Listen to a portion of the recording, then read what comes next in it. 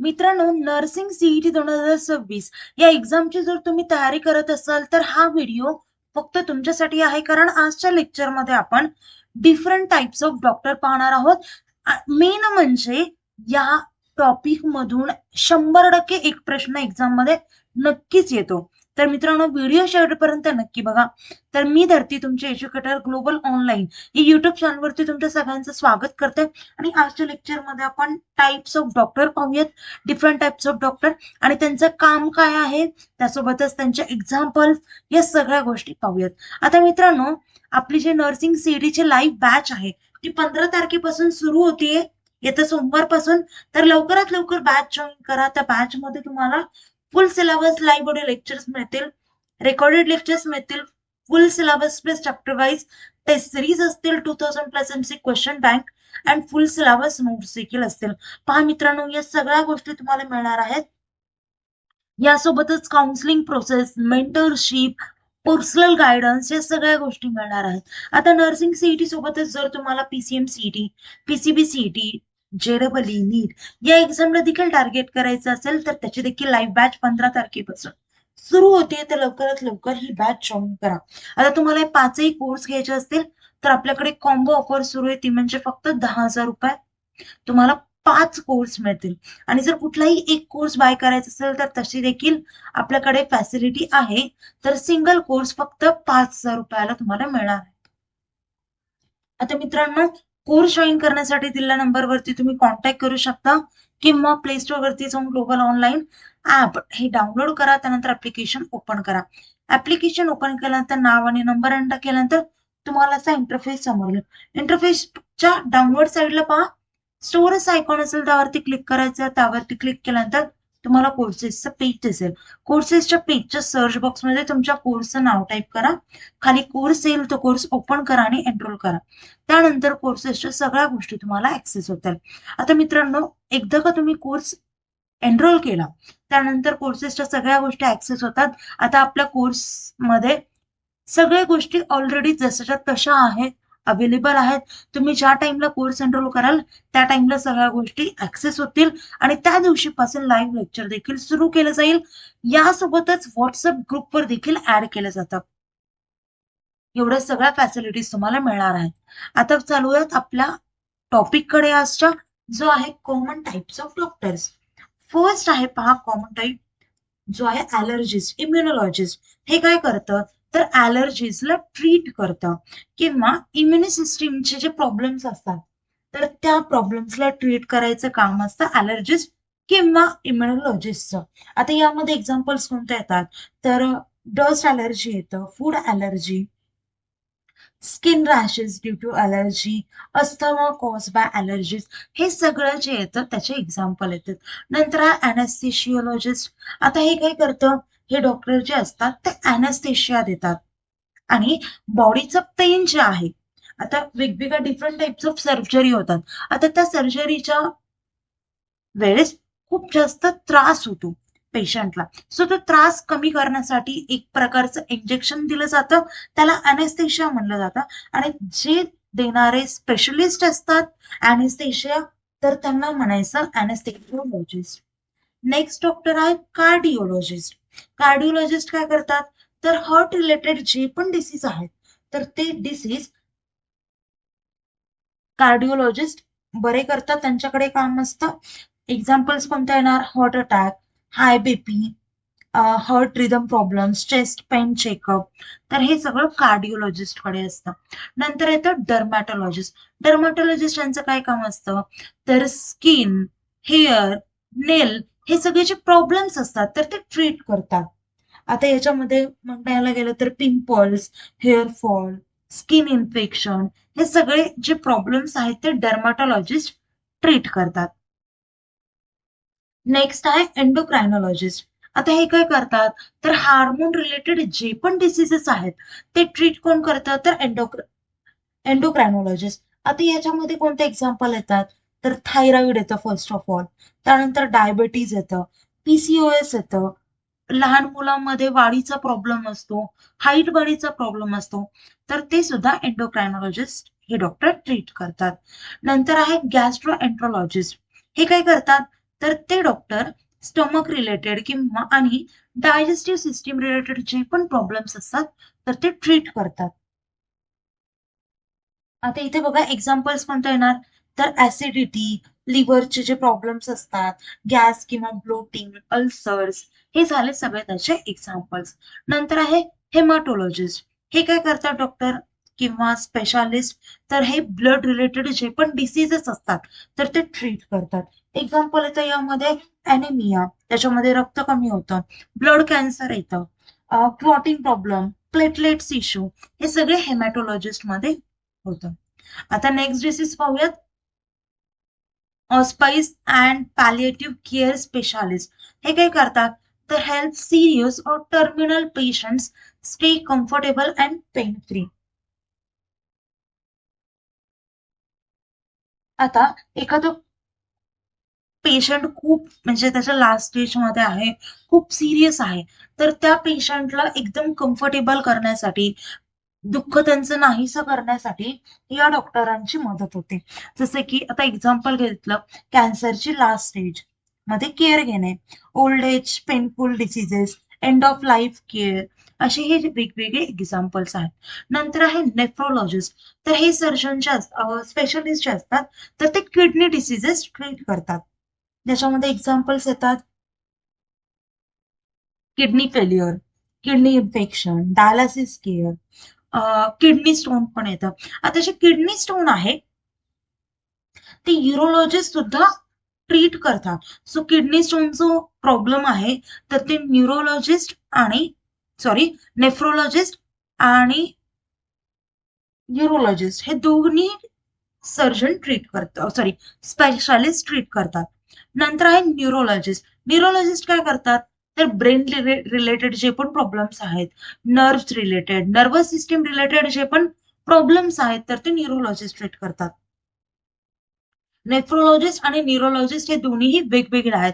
Neurologist जे brain related issues आहेत ते सॉल्व्ह करतात, ट्रीट करतात, आणि नेफ्रोलॉजिस्ट जे किडनी रिलेटेड डिसिजेस असतात तर ते ट्रीट करतात. ओके.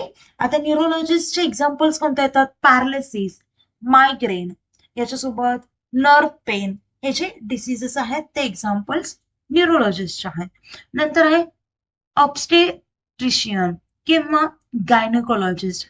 हे काय करतात, treats women's reproductive health and pregnancy. म्हणजे वुमेन बद्दलचे जे पण प्रॉब्लेम्स आहेत, रिप्रोडक्टिव्ह हेल्थ असो, प्रेग्नन्सी असो, तर ते सगळे जे इश्यूज आहेत, प्रॉब्लेम्स आहेत, तर ते गायनोकॉलॉजिस्ट ट्रीट करतात. ज्यामध्ये नॉर्मल किंवा सिझरन डिलिव्हरी येतं, पिरियड प्रॉब्लेम्स येतात, पीसीओडी, पीसीओएस किंवा प्रेग्नन्सी चेकअप, हे गायनेकोलॉजिस्ट करतात. नंतर आपल्याकडे स्पेशलिस्ट आहेत ओन्कोलॉजिस्ट. आता हे काय करतात, तर कॅन्सरला ट्रीट करायचं काम यांच्याकडे असतं. एक्झाम्पल येतात त्यामध्ये breast cancer, lungs cancer, chemotherapy, radiation guidance. तर ऑन्कोलॉजिस्ट हे ट्रीट करतात कॅन्सरला. नेक्स्ट पाहूयात ऑप्थॅल्मॉलॉजिस्ट. हे काय करतात, treat eyes diseases and vision problem. म्हणजे डोळा रिलेटेड कुठलाही इश्यू असेल, प्रॉब्लेम असेल तर ते त्याच्यासाठी वेगळे स्पेशालिस्ट असतात, ते म्हणजे ऑप्थॅल्मॉलॉजिस्ट. ओके. नेक्स्ट आहे आपल्याकडे ऑर्थोपेडिस्ट. ऑर्थोपेडिस्ट काय करतात, तर bone related, joints, muscle related problems orthopedist करतात सॉल्व्ह. आता याच्यामध्ये कोणते कोणते आजार येतात किंवा एक्झाम्पल येतात, तर fractures, back pain, arthritis, sports injury. Okay. Next आहे ENT. E for ear, N for nose and T for throat. आता या तीन गोष्टींचे प्रॉब्लेम्स कोण सॉल्व्ह करतो, तर otolaryngologist. Okay. So mostly याला ईएनटी असं सुद्धा म्हटलं जातं, ENT specialist, ear, nose, throat. याच्यामध्ये एक्झाम्पल काय येतं, तर इयर पेन, टॉन्सिल, सायनस, ऐकण्याची समस्या, तर हे सगळे येतात. नंतर आहे ऑस्टिओपॅथ. हे काय करतात, तर treats the whole body using hands on therapy. आता जे पूर्ण बॉडीचे जे बॉडीला ट्रीट करतात त्यासोबतच पोस्चरचे जे प्रॉब्लेम्स असतात तर ते हे डॉक्टर ट्रीट करतात. एक्झाम्पल काय येतात? बॉडी अलाइनमेंट थेरपी, बॅक और neck correction, muscle tension treatment, हे झाले एक्झाम्पल्स. नंतर आहे पॅथॉलॉजिस्ट. हे काय करतात? Examines body samples to diagnose diseases. आता जे बॉडी सॅम्पल्स असतात वेगवेगळे, जसे की ब्लड, युरिन, टिश्यू, यांचे सॅम्पल्स कलेक्ट करून त्यांना एक्झामिन करून कोणता डिसीज आहे ते डायग्नोज करतात, ओळखतात, फाइंड आउट करतात. ओके. एक्झाम्पल्स काय येतात? Blood test report, biopsy, urine test, lab diagnosis, हे झालं एक्झाम्पल्स. नंतर आहे पेडियाट्रिशियन. आता हे काय असतात? स्पेशालिस्ट. तर ते बेबीज, चिल्ड्रन अँड टीनेजर्सला ट्रीट करण्यासाठी ते डॉक्टर असतात, म्हणजे लहान मुलांचे डॉक्टर इन शॉर्ट. ओके. याच्यामध्ये एक्झाम्पल काय येतात? तर चाइल्डहुड फीवर, वॅक्सिनेशन, माल न्यूट्रिशन, ग्रोथ मॉनिटरिंग, हे झाले त्याचे एक्झाम्पल. नंतर आहे सायकॅट्रिस्ट. सायकॅट्रिस्ट काय असतात? तर जे मेंटल हेल्थ किंवा इमोशनल जे प्रॉब्लेम्स आहेत, इमोशनल डिसऑर्डर्स आहेत, ते सायकॅट्रिस्ट ट्रीट करतात. एक्झाम्पल्स येतात त्याचे depression, anxiety, stress, sleep disorder. आता सायकॅट्रिस्ट आणि अजून एक वर्ड असतो सायकोलॉजिस्ट. सायकॅट्रिस्ट आणि सायकोलॉजिस्ट टोटली डिफरंट असतात. सायकॅट्रिस्ट हे मेडिसिन्स डिस्क्राईब करू शकतात, पण सायकोलॉजिस्ट हे मेडिसिन डिस्क्राईब करू शकत नाहीत. सायकोलॉजिस्ट हे बोलून वगैरे, म्हणजे त्यांच्या गोष्टी, एखाद्या पेशंटच्या गोष्टी ऐकून, त्यांना बोलून त्यांचा आजार नीट करतात. नंतर आहे पल्मोनॉलॉजिस्ट. हे काय करतात? Specialist treats lungs and breathing problems.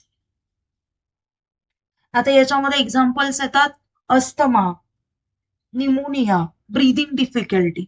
Next आहे रेडिओलॉजिस्ट. रेडिओलॉजिस्ट काय येतं? तर uses X-ray, scans and imaging to diagnose diseases. आता त्याच्यामध्ये त्यांनी काय काय यूज करतात?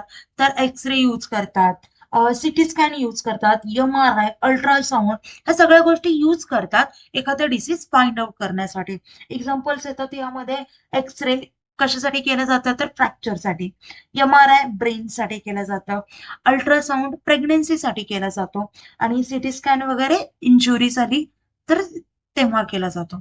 ओके. नंतर आहे रिमॅटोलॉजिस्ट. हे काय करतात? तर treats joint pain and auto immune diseases. आता मित्रांनो याच्यामध्ये पहा,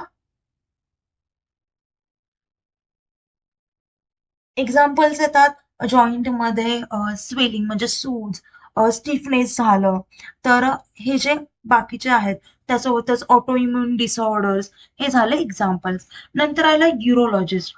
हे काय करतात? Treats urinary system and male reproductive problem.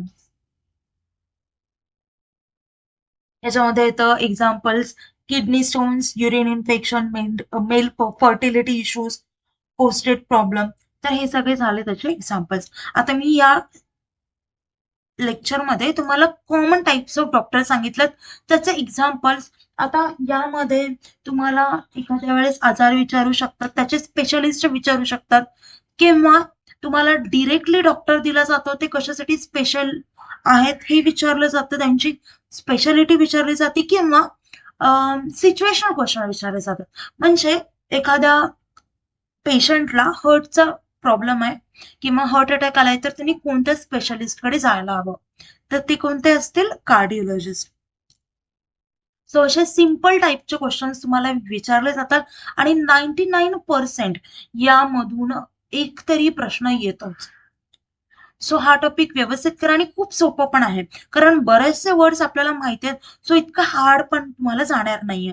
तर मित्रांनो, आता या गोष्टींचं सगळं मी तुम्हाला या चॅप्टरमध्ये सगळे टाइप्स ऑफ डॉक्टर घेतलेले आहेत, कॉमन टाइप्स ऑफ डॉक्टर.